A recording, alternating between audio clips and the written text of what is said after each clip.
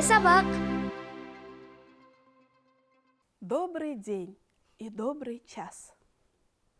Я рада приветствовать всех вас.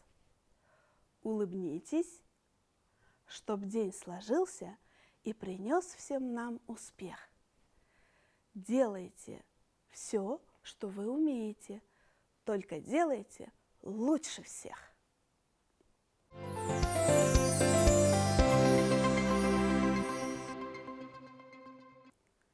Ребята, посмотрите на этот рисунок и порассуждайте, кто из них молодец. Да, мальчик читает книгу. Это хорошо. Но девочка уступает место старшим. Это лучше. Тема нашего урока «Кто молодец?».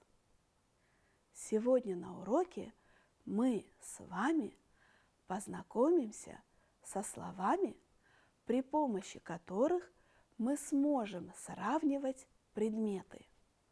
Узнаем, когда надо говорить «одеть», а когда «надеть». И поговорим о том, кого можно назвать молодцом. Посмотрите и посчитайте отметки Асана. У него 4 пятерки и 4 четверки. А у Камилы? У Камилы 5 пятерок и 3 четверки. Да, Асан учится хорошо, а Камила лучше. Это Ваня и Олег. Они бегают. Ваня бегает быстро, а Олег быстрее. Давайте продолжим сравнение. Только здесь вы будете вставлять слова, которые показывают, что это еще лучше, быстрее, холоднее, раньше. Воробей летит быстро, а самолет быстрее. Ботинки Вани блестят хорошо, а сапожки девочки лучше. Я встаю рано, а мама встает раньше. Осенью холодно, а зимой холоднее. А это рисунок какому предложению соответствует? Вспомните. Осенью холодно, а зимой холоднее. У нас сегодня день рисунков и сравнения. Посмотрите на эти рисунки. Что вы видите? Так, давайте подумаем. Мама, сын, и, кажется, она его одевает. Значит, мама одевает сына. А этому мальчику дадим имя – Ваня. Он что делает? Он сам надевает рубашку. Значит, Ваня надевает рубашку сам.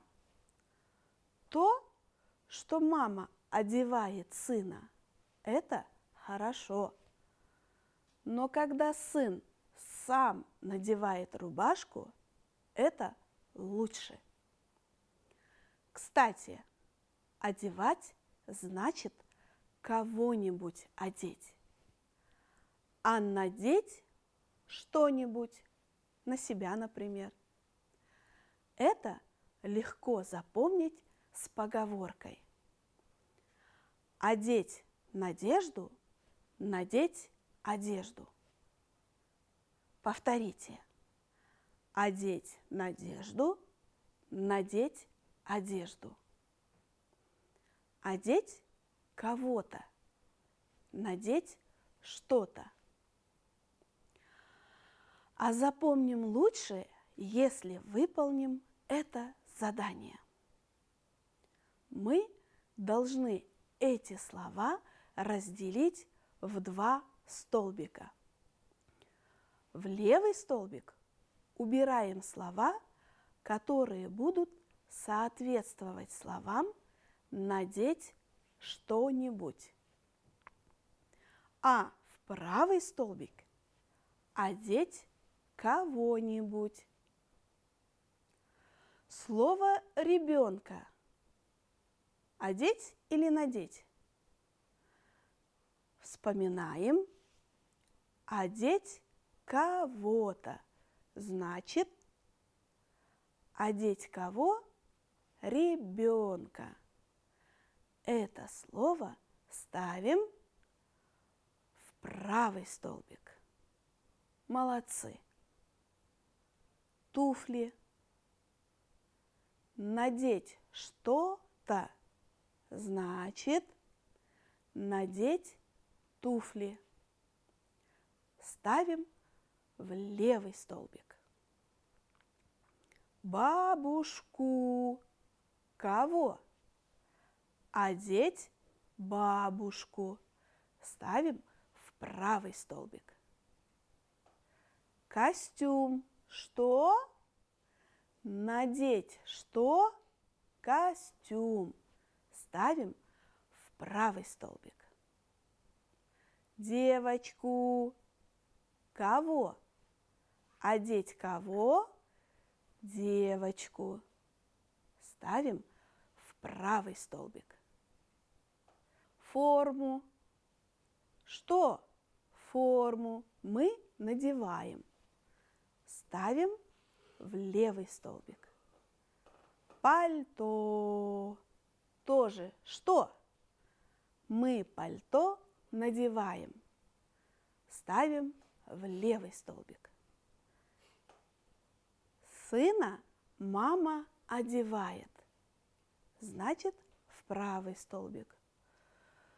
Ну, вы были умными, а стали умнее.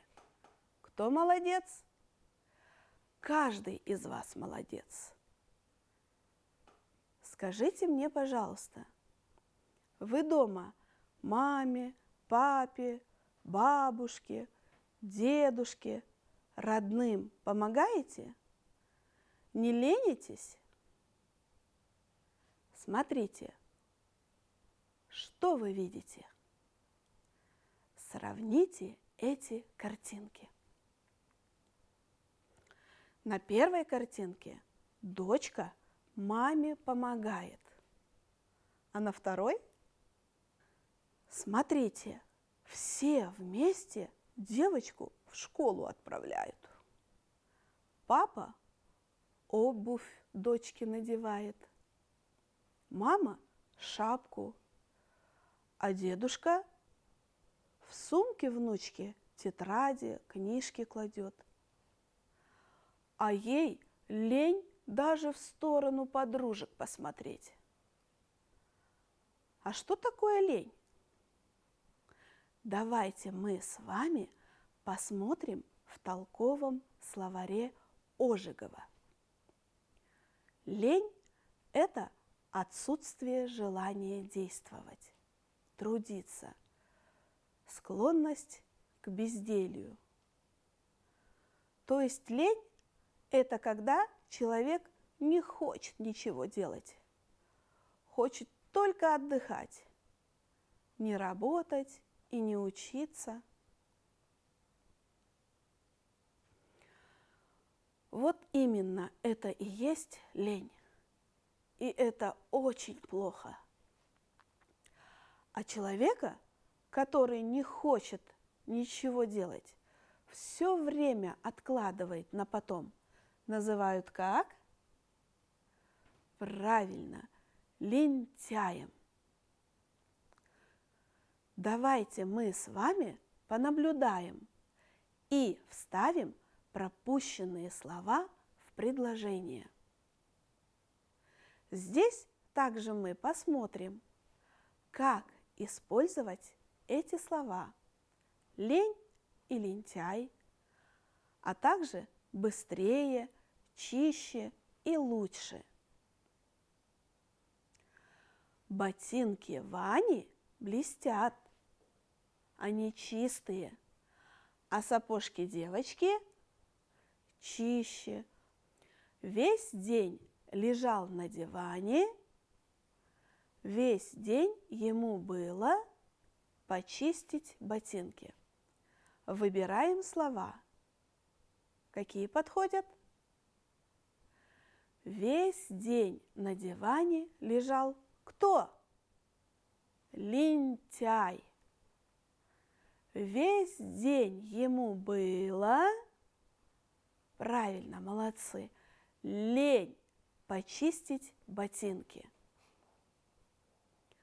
Айнура пишет хорошо, а читает лучше. Самолет летит быстро, а ракета быстрее. Молодцы! А вот и картинка к нашему предложению. Ботинки Вани блестят, они чистые, а сапожки девочки чище. И прочитайте, пожалуйста, пословицу. Всякий человек не по одежде, а по делу узнается. И подумайте, почему так говорится? А чтобы получше понять, давайте прочитаем отрывок из рассказа «Блестящие ботинки». И после опять вернемся к нашей пословице. Ваня остановился возле девочки и сказал: «А мои ботинки лучше твоих блестят. Меня даже сейчас тетя похвалила». Девочка посмотрела на Ванины ботинки, потом на свои сапоги и спросила: «А скажи, чем ты свои ботинки так хорошо почистил?» «Я свои всегда чищу кремом. А ты чем?» «А я не знаю», – сказал Ваня. «Мне ботинки дедушка чистил». «Ах, дедушка!» – сказала девочка. Больше ничего не стала спрашивать у Вани и пошла по дорожке. Скажите мне, пожалуйста, девочка сама чистит свои сапоги? И вы все отвечаете: да, девочка сама чистит свои сапоги. Ну-ка, найдите в тексте этот отрывок. А скажи, чем ты свои ботинки так хорошо почистил? Я свои всегда чищу кремом. А ты чем? Правильно. А что ответил Ваня? Найдите в тексте. «А я не знаю», – сказал Ваня. «Мне ботинки дедушка чистил». Что из этого следует? Ване ботинки чистил кто? Да, дедушка. Да, Ване чистил ботинки дедушка. Это хорошо. Но то, что девочка сама чистила свои сапоги, это лучше. И если вы меня спросите, кто молодец, Ваня или девочка, я отвечу девочка. Давайте мы посмотрим на других ребят и выясним, кто из них молодец. Что делает Петя? Обувь чистит. Что делает Ася? Она зеркало чистит. Что делает Маша? Она цветы поливает. А Анвар? Он мусор выносит. Ой, какой молодец! Ребята, как вы думаете, кто из них молодец? А я думаю, они все молодцы. Смотрите, они все делают полезные дела. Помогают родным и близким. Помогают-то они им, но учатся все это делать сами. Человек, который все учится делать сам, становится ответственным, трудолюбивым. А тот, за кого все время делают его работу, привыкает к этому и становится ленивым, лентяем.